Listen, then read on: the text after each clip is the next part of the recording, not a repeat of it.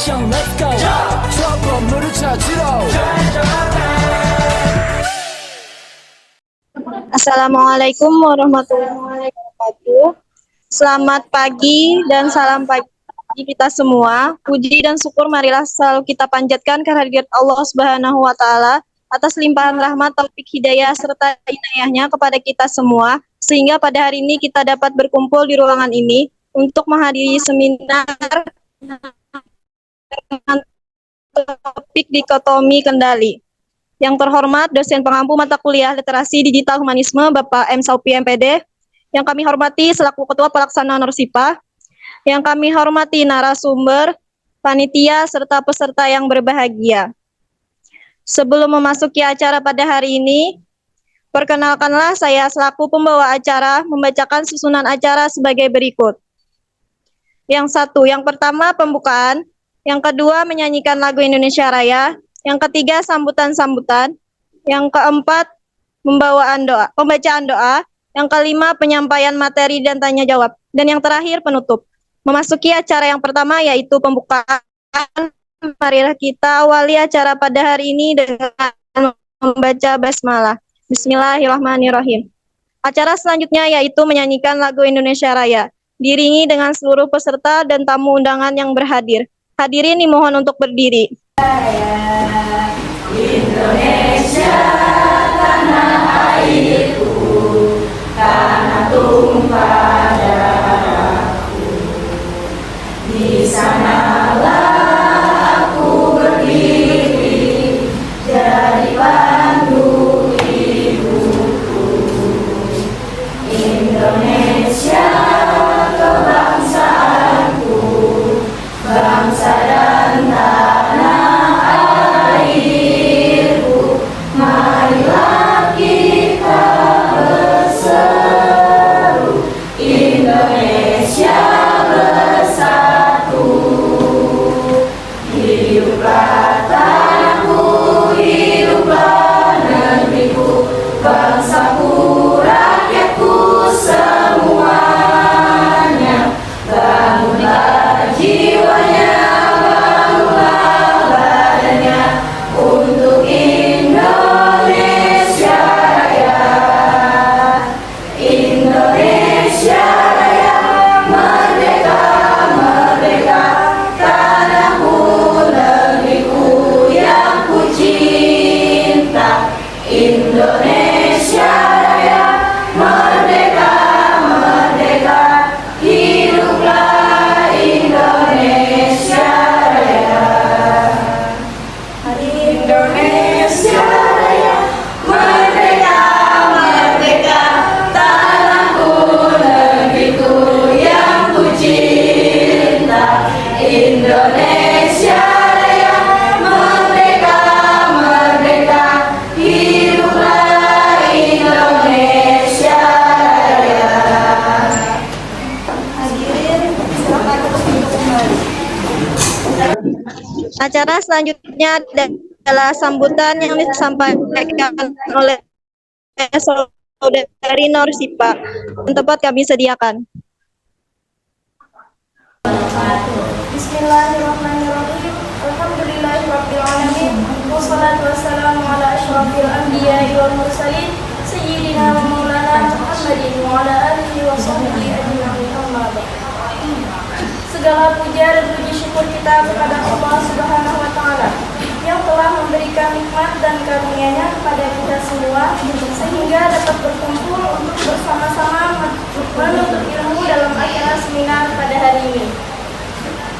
Izinkan saya di sini sebagai ketua pelaksana acara seminar untuk menyampaikan sepatah dua patah kata rangkaian terima kasih untuk semua yang terlibat sehingga acara seminar kita hari ini dapat dilaksanakan.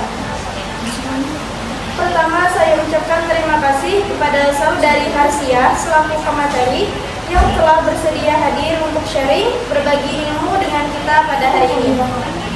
Tidak lupa juga ucapan terima kasih kepada seluruh jajaran panitia, sponsor dan pihak-pihak lain yang telah menyempatkan waktunya dan menyumbangkan tenaga dan pikiran demi terlaksananya acara kita pada hari ini. Saya memberi apresiasi yang setinggi-tingginya selanjutnya untuk panitia yang telah bekerja dengan keras dan sepenuh hati. Tepuk tangan untuk panitia. Terima kasih. Selanjutnya tak lupa saya ucapkan terima kasih kepada saudara-saudari sekalian yang telah bersedia hadir memenuhi undangan seminar dari kami. Harapan saya dengan adanya seminar pada hari ini akan menambah dan memperdalam lagi dan lagi ilmu pengetahuan yang terus kita gali.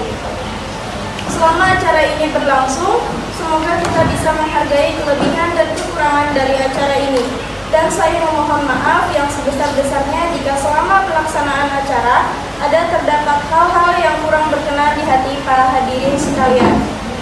Demikian kata sambutan saya kali ini. Terima kasih atas segala perhatian dan mohon maaf atas segala kekurangan. Jangan karena alasan janji kau bertahan, lebih baik tinggalkan jika tidak memberi kepastian. Wabillahi taufiq wal hidayah. Wassalamualaikum warahmatullahi wabarakatuh.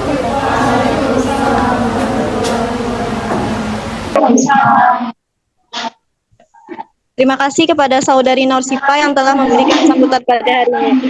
Acara berikutnya adalah pembacaan doa yang akan dibacakan oleh Saudara Yusma. Kepada Saudara Yusma, waktu dan tempat kami sediakan. Assalamualaikum warahmatullahi wabarakatuh. Selamat pagi dan salam sejahtera bagi kita semua. Marilah kita berdoa dengan khusyuk dan ikhlas menurut agama dan kepercayaan masing-masing. Sebelumnya izinkanlah saya memandunya secara lisan. Allahumma ya Allah Tuhan kami, tiada kata dan rasa yang pantas kami aturkan kepadamu pagi hari ini selain syukur kami padamu atas segala nikmat dan hidayah yang sudah Engkau berikan, sehingga kita bisa hadir bersama untuk mengikuti kegiatan pembekalan alumni. Untuk itu ya Allah, ya Rahman, ya Karim, jadikanlah acara kami ini sebagai acara yang Engkau ridhoi, yang membawa barokah, rahmat, taufik, dan hidayah-Mu kepada kami semua. Ya Allah, ya Tuhan kami, jadikanlah kegiatan ini sebagai penyegar, pembangkit, penggugah semangat kami dalam meningkatkan kualitas tugas kewajiban kami, sehingga kami bisa bekerja secara profesional dengan baik dan tekun, sebagai bukti syukur kami dan penghambaan kami semua. Ya Allah yang Maha Mengetahui, anugerahkanlah kepada kami ilmu yang bermanfaat sebagai bekal kami dalam menjalani hidup dan kehidupan, serta berikanlah kami kekuatan untuk mampu mengamalkan dan menyebarluaskan ilmu yang Engkau berikan kepada kami. Limpahkanlah kepada kami kesehatan, kekuatan, kemudahan, dan keikhlasan, serta kecerdasan dan kearifan dalam mengikuti acara ini. Limpahkanlah kepada kami kesehatan, kekuatan, kemudahan, dan keikhlasan, serta kecerdasan dan kearifan dalam mengikuti acara ini. Ya Allah, ya Tuhan kami, kabulkanlah doa-doa kami. Rabbana atina fid dunya hasanah wa fil akhirati hasanah wa qina adzabannar. Wa sallallahu ala sayyidina Muhammad wa ala alihi wa sahbihi wa salam walhamdulillahi rabbil alamin. Wa assalamualaikum warahmatullahi wabarakatuh.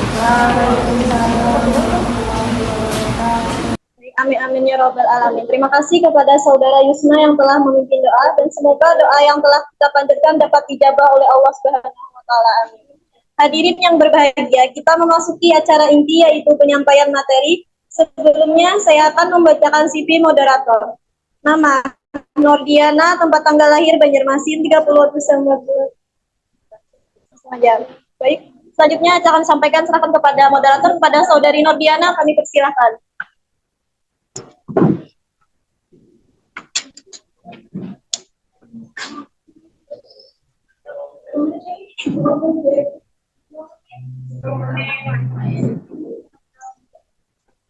Waalaikumsalam warahmatullahi wabarakatuh.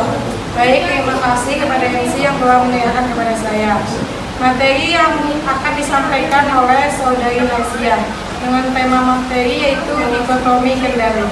Selanjutnya saya silakan kepada Saudari Lesia untuk menyampaikan materinya. Waktu dan tempat saya sediakan. Baik, terima kasih moderator. Jadi topik yang akan kita bawakan di sini adalah tentang dikotomi kendali. Jadi dikotomi kendali ini adalah salah satu filosofi yang ada dalam filosofi teras, kalau teman-teman tahu. Jadi ini adalah tentang mengendalikan diri. Seperti topiknya ada di sana, something is out to us, something is out to us. Nah, jadi ini adalah bagaimana kita mengatur kendali atas diri kita, atas hal-hal yang bisa kita kendalikan dan hal-hal yang tidak bisa kita kendalikan. Bahwa tidak bisa dipungkiri dalam dunia ini, kita ini tidak akan pernah lepas dari yang namanya masalah hidup. Nah, jadi mungkin kita sering juga berpikir bagaimana sih cara untuk mengatasi masalah itu. Hal yang selalu bikin kita cemas, hal yang selalu bikin kita khawatir. Nah, jadi filosofi ini hadir yang untuk membantu kita semua. Semoga dengan mendengarkan materi pada hari ini, teman-teman semua bisa jadi orang yang lebih tangguh dalam menjalani kehidupan.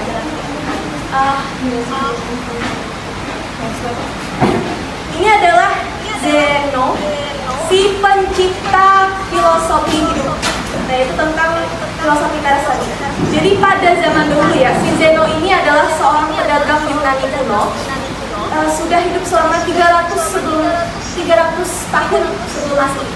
Nah, jadi si Zeno ini dulunya adalah pedagang yang kaya raya. Kemudian karena ada musibah, kapal dan seluruh kekayaannya habis tenggelam di lautan. Akhirnya dia jatuh miskin dan hidupnya jadi lontang-lantung di Yunani. Karena dia udah gak punya apa-apa, kapalnya tenggelam, hartanya hilang, akhirnya dia tidak bisa ngapa-ngapain. Kemudian si Zeno ini pergi ke sebuah toko buku.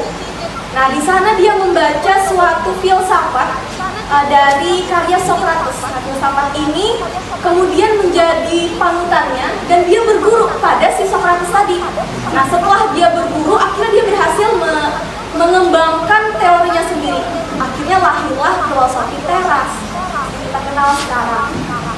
Nah, jadi dalam filosofi teras ini ada yang namanya dikotomi kendali. Bisa? Nah, jadi di dalam dikotomi kendali ini ada dua kategori yang bisa kita lihat ya.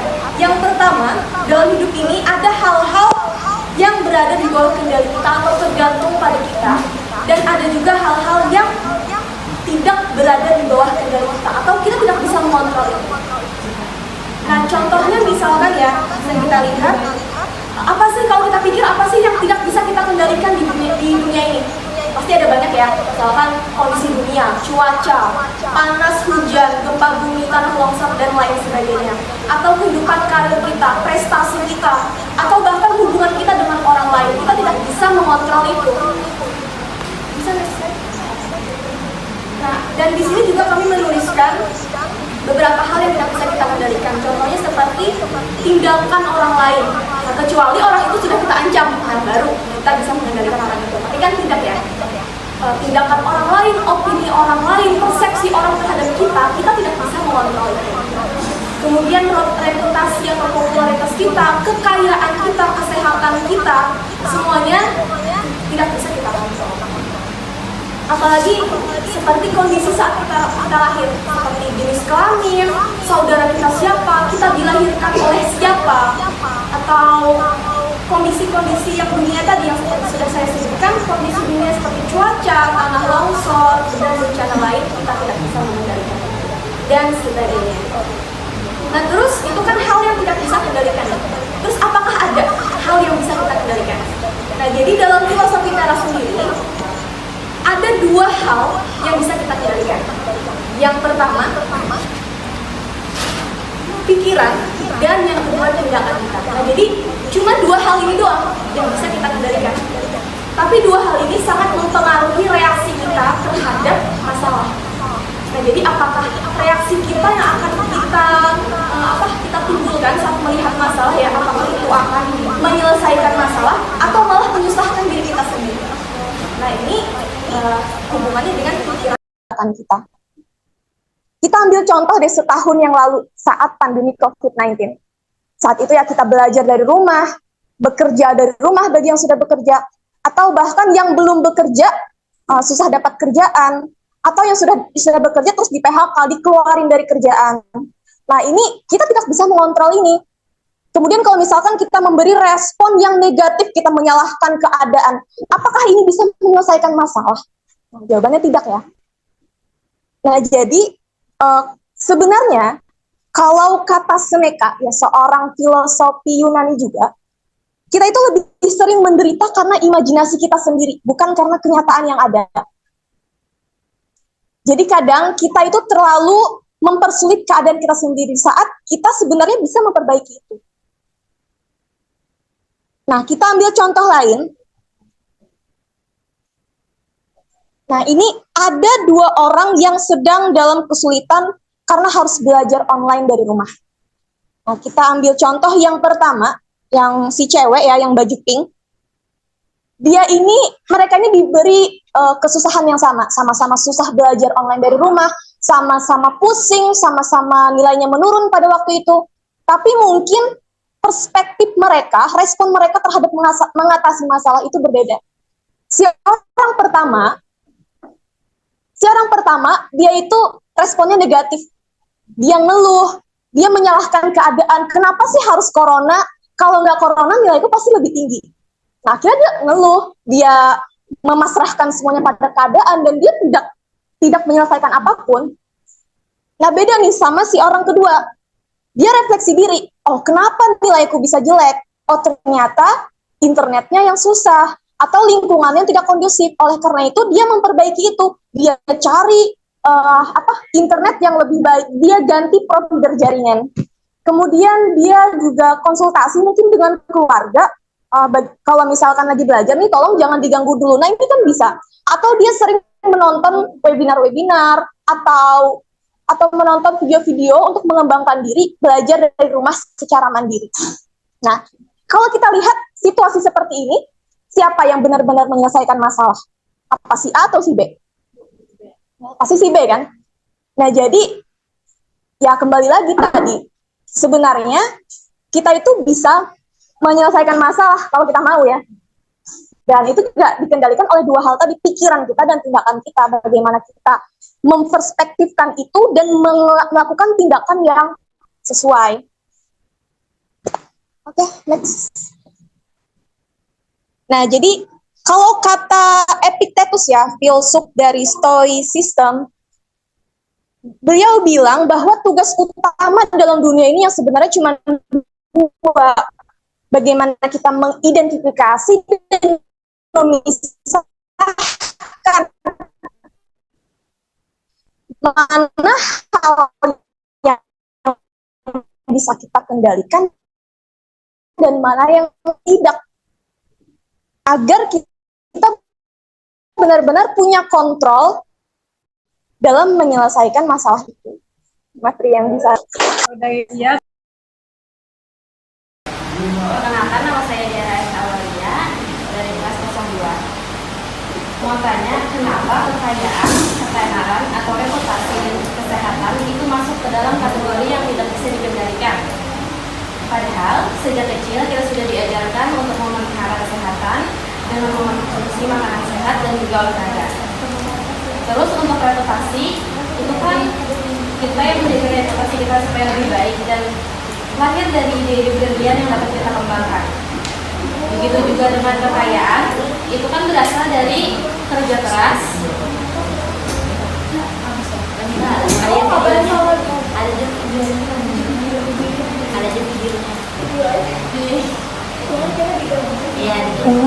Dan kekayaan itu kan berasal dari kerja keras kita dan bagaimana kita bekerja keras untuk mendapatkan sesuatu yang kita inginkan.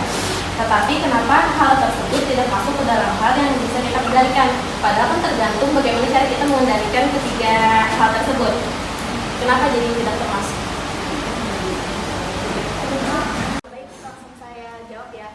Kenapa tadi kesehatan, kekayaan sama ketenaran tidak masuk dalam hal yang bisa kita kendalikan? Kenapa dia tidak bisa kendalikan? Oke, bagus sekali pertanyaannya. Ya memang benar, kesehatan itu bisa kita usahakan dengan olahraga, dengan mengkonsumsi makanan sehat dari kecil yang menjaga itu. Kekayaan juga kita yang punya ide untuk membangun suatu usaha. Ketenaran, kita membangun diri kita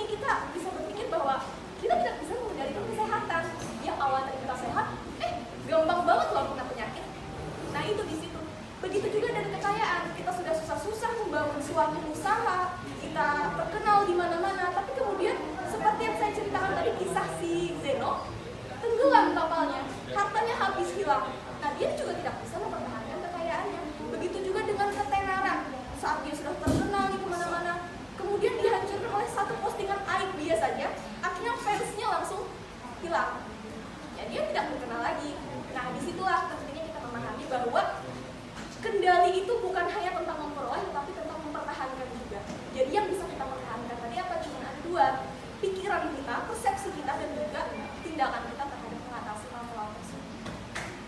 Sudah bisa dipahami ya? Ya, terima kasih.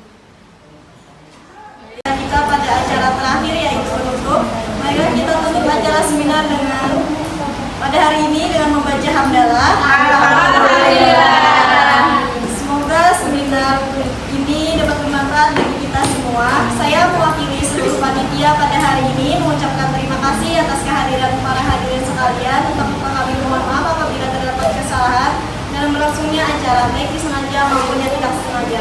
Saya Alisa Usama undur diri. Sampai jumpa kembali pada acara berikutnya. Wassalamualaikum warahmatullahi wabarakatuh.